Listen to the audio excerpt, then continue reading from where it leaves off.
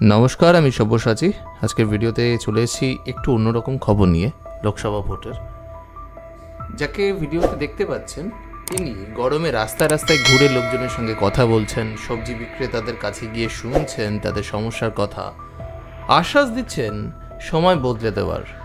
ভোটের আগে এই ছবি কিন্তু বিরল নয়, আমরা আগেও দেখেছি।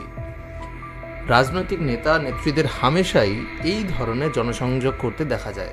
তবে তামিলনাড়ুর তিরুচিরাপল্লীতে এই কাজটি করতে দেখা গেল রাজনীতির ময়দানে অপেক্ষাকৃত কম পরিচিত একজনকে। তিনি ৬২ বছরের প্রৌঢ় এস দামোদরন। ২ বছর আগে তার জনহিতকর কাজের জন্য ভারত সরকার তাকে পদ্মশ্রী সম্মানে ভূষিত করেছেন। তিরুচিরাপল্লী থেকে এবছর নির্দল প্রার্থী হিসেবে তিনি ভোটে দাঁড়িয়েছেন। তার নির্বাচনী প্রতীক চিহ্ন হচ্ছে গ্যাস স্টোভ। শুক্রবার সকালে তিরুচিরাপল্লীর গান্ধী মার্কেটে তাকে ভোটের প্রচারে দেখা গিয়েছে। প্রচারের ময়দানে দামোদরন একাই ১০০, নিজেই নিজের হয়ে ভোট চাইছেন ঘুরে ঘুরে।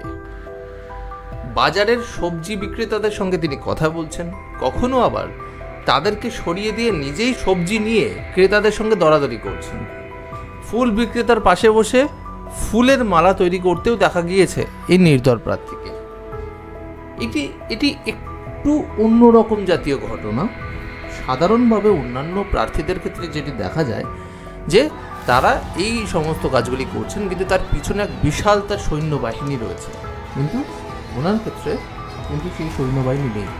এটি একটি প্রথম বিরল ঘটনা এবং তিনি নির্দল প্রার্থী হয়েও এমন একটা অদ্ভুত অ্যাপ্রোচ নিলেন এই লোকসভা ভোটে, সেটিও কিন্তু একটি দৃষ্টান্ত সারা ভারতের রাজনৈতিক ইতিহাসে।